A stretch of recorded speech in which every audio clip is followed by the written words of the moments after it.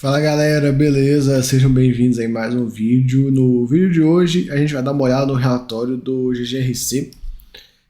A gente teve live com a gestão desse fundo para vocês conhecerem os gestores e tal. Teve uma mudança na gestão lá na pessoa que toca o fundo e foi bem legal, deu para trocar uma ideia e tudo, falar um pouco sobre o fundo. A gente usou o relatório meio que de base.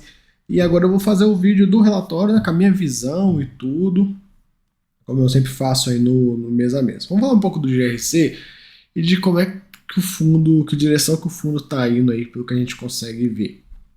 Em alguns dados gerais, é um fundo lá de abril de 2017, é um fundo que já está indo já foi para o seu quinto ano, né? Nesses 5 anos aí, ele fez até então uma única venda de imóvel, né, de gestão ativa. A gente até conversou um pouquinho disso na live. Então é um fundo que, se ele começar uma reciclagem de portfólio, ele vai destravar muito valor para o cotista. Então vamos acompanhar para ver aí como é que vai ser esse movimento. Hoje o patrimonial desse fundo é R$129 e está sendo negociado próximo dos 120, por aí, está um pouquinho abaixo ainda. O fundo tem 1 bi de patrimônio, são quase 100 mil cotistas. O número de cotistas voltou a subir, o que é bom também. GGRC é o ticker, né? Taxa de administração um pouquinho puxada, né? 1,10, aí a média do logístico é 1%, vários os fundos grandes, XPLG é menos de 1%, enfim. Foi um ponto que a gente tocou na live também. Vamos ver, o Jesus está trabalhando para otimizar a estrutura de custo do fundo, para ver se consegue baixar isso aqui. Vamos acompanhar. Como ele mesmo falou, né? Existe o custo da gestão e alguns custos periféricos, taxa de escrituração, as taxas todas que tem, estruturador, não sei o que, e que às vezes você consegue resolver com um único administrador, né? Você pegar, fazer um pacotão com o administrador, ele faz tudo para você. Então pode ser que a gente tenha algum tipo de otimização nisso aqui, vamos acompanhar. Estão trabalhando aí para reduzir esses valores para a gente.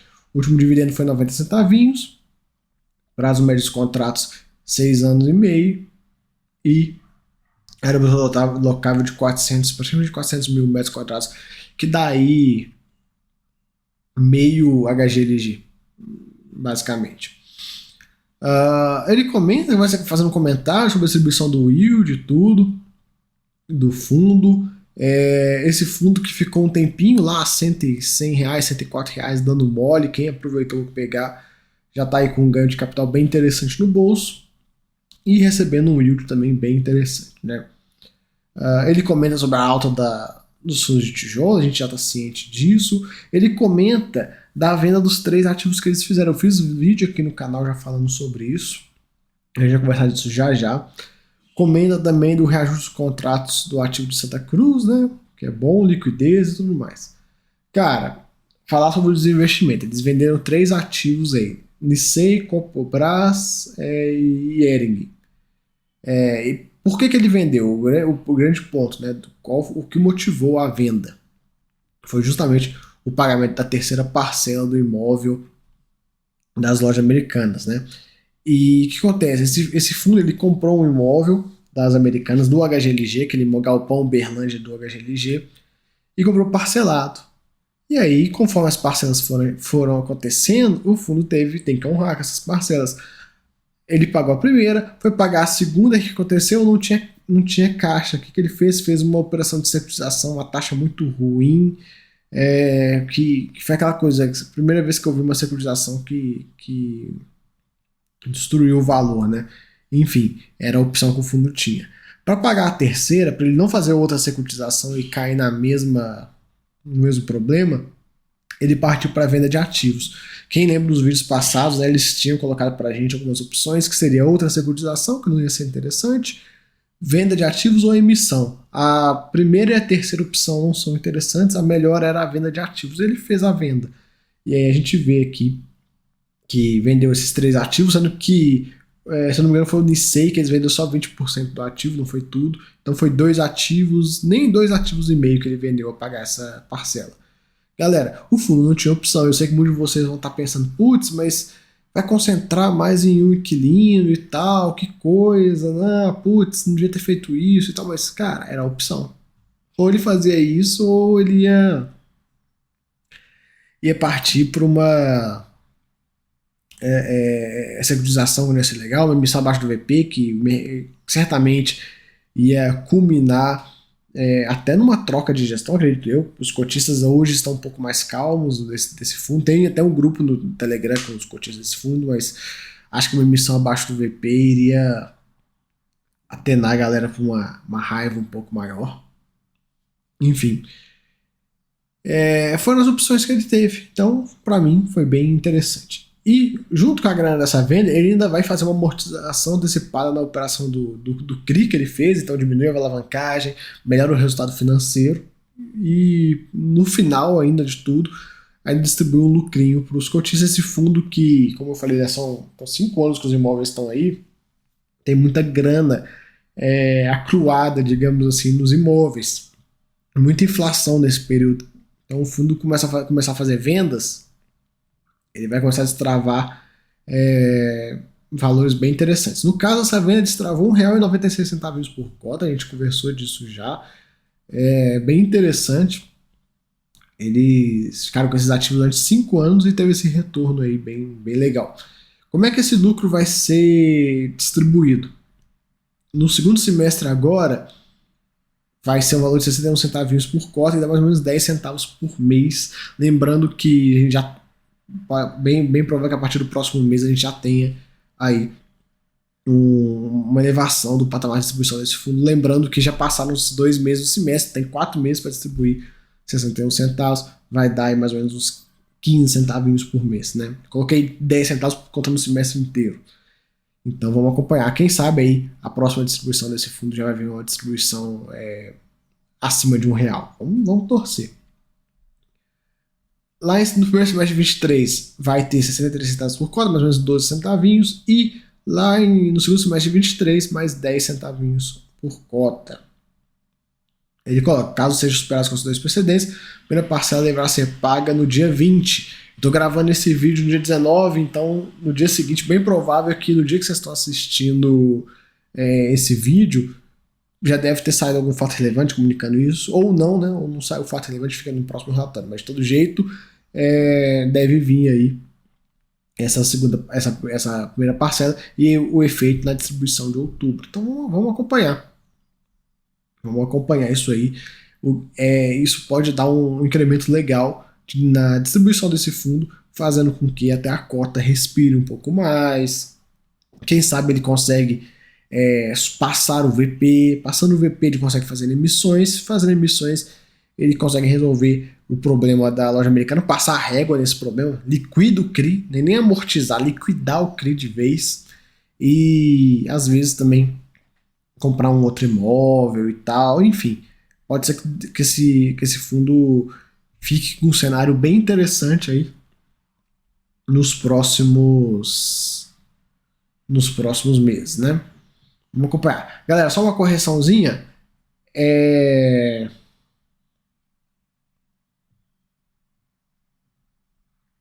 Sobre o imóvel que eu falei, né, que foi vendido. No caso, foi o imóvel da Hering, que foi vendido 21%, viu? Só para deixar aí, que eu achei que era da Nissen, mas no caso é da Hering.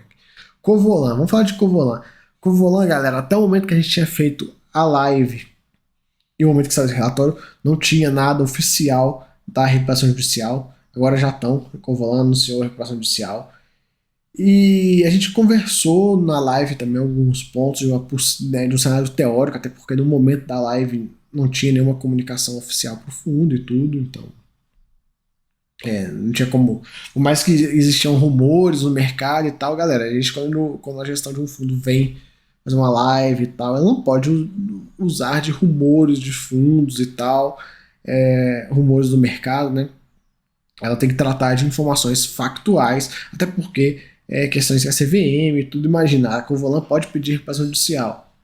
E aí o fundo tem que comunicar isso via fato relevante. Ele não pode chegar na minha live e comunicar isso. A live não é o instrumento oficial para ele comunicar isso. Então tudo que eles falaram era o que eles tinham até o momento da live. Passou 2 dias, 3 dias, eles soltaram um fato relevante falando da Covolan. Tá, mas foi quando eles foram oficialmente notificados pela justiça, pelo foram informados, né, de forma oficial dessa questão da Covolan, enfim. Então, galera, quando isso acontece, né, eu vi que até as pessoas ficaram meio bravas na live, não fala nada da Covolan já decretou, olha só, veja bem, pererê, parará, pororô. Galera, vocês têm que entender o seguinte, enquanto não chega pro fundo de forma oficial, ele não pode falar numa live. A live não vale nada perante a CVM. Se ele fala, se o gestor chega e fala assim, não, eu ouvi rumores, eu não sei o que, e começa a falar de um ponto sem ter sido notificado, e a notificação não é nem o grande ponto, que ele pode ou não ter sido notificado, mas se ele não botou o fato relevante, aí dá rolo pro gestor, então ele não vai entrar num ponto a respeito disso da Covolan, sem ter soltado um fato relevante. Isso não só aqui no canal, mas em qualquer live, de qualquer fundo. Nenhum gestor pode chegar e falar de algum ponto que não foi comunicado, algum fato novo, que no caso essa recuperação judicial da Covolan é um fato novo, e uma live, eu não posso chegar, abrir uma live aqui com o gestor do fundo ABCD, e durante a live o gestor fala assim, não, mas amanhã vai sair um comunicado de um fato relevante de uma emissão. Ele não pode. Se ele faz isso, a CVM vai em cima dele e arrebenta com ele. Então, esse tipo de comunicados sobre esses pontos tem que seguir todo o rito. Galera, burocracias. Então ele, ouvi dizer que a Covolan vai pedir RJ ou que saiu uma decisão sobre isso. Tá. Até então não fui notificado. Então, fico quieto. Chegou para mim a notificação falando para mim formalmente que, Covolan, tá aqui, pedi recuperação judicial. Viu o fundo? Tá aqui, pedi. Aí o fundo pega aquilo, fala, cara, vamos fazer um fato relevante. Sai o fato relevante, pumba. A partir do momento que sai o fato relevante, aí já é um fato que todo mundo conhece e aí ele pode comentar. Agora, enquanto não acontece esse rito todo, ele também não pode comentar cara, enfim. Paciência, a gente conversou um pouco lá sobre isso, né? Até desses possíveis impactos e tal, se acontecesse ou não, e agora veio de fato se confirmar, né? Vamos acompanhar aí os próximos meses. Aqui um pouquinho da DRE dele, bem provável que essa parte de lucros imobiliários aqui, deve começar a aparecer o lucro da venda aí da parcela, aquela parcela da primeira parcela da venda dos 3 imóveis, e aí vai fazer com que o patamar de distribuição do fundo melhore bem. Bem provável que ele vá para cima de R$1. Vamos acompanhar, galera. Lembrando, fazendo conta de padaria, hein? A melhor pessoa para dar um guidance e falar valores é a própria gestão. Ela não falou, a gente está fazendo uma matemática básica aqui para ver. 90 mais 15, 12 centavos vai já dar mais de R$1. Vamos acompanhar. Aqui um pouco do base do fundo, a alavancagem é bem pequenininha. Tem as obrigações, que são as parcelas da lojas americanas. Como eu falei, né? Se o fundo for para cima do VP, dá uma emissão mais ou menos de R$210 milhões. Uma emissão pequena para o tamanho do fundo. Então, quem sabe ele consegue fazer, e aí ele liquida esse carinha, e aí ele fica numa posição um pouco mais tranquila, né? Vamos acompanhar. Um pouco da distribuição do resultado por ativo, né? A gente vê aqui como ele é bem diversificado. Lembrando que Nissei vai sair fora, né? Esse aqui vai sair fora. Hering deve diminuir. E o outro que ele vendeu foi Copobras, se não me engano, também deve sair fora. E os lojas americanas vai começar a vai começar a crescer, né? Os lojas americanas. Ele fala um pouco de rentabilidade, é legal de trazer só para a gente ter uma ideia. Nos 5 anos do fundo, o retorno da cota mais rendimentos de 68%, quem entrou lá atrás, né? O número de cotistas que vinha aí se arrastando, né? Voltou a subir, o que é bom, né? Esse fundo ficou muito tempo aí empatado ali nos 94 mil, até caindo, e agora voltou a subir. Muito bom. Aqui um pouco da cota, né? Como eu falei, né? A cota ficou lá em R$104, R$103, dando mole. Quem aproveitou e pegou aqui se deu muito bem. Aqui um pouco do cronograma de ajuste da receita para os próximos meses. A gente tem aqui dezembro, outubro. Já está acabando aí o reajuste, então o patamar de recorrência do fundo não deve mudar tanto, né? O ponto principal desse fundo é a venda do ativo, que vai ajudar a levar o patamar de não recorrência. Um pouco da tipologia, entre logístico e industrial, a gente vê aqui, um pouco do ramo da atividade, tudo. Investimentos contra só lá em 2025 começa, bem tranquilo.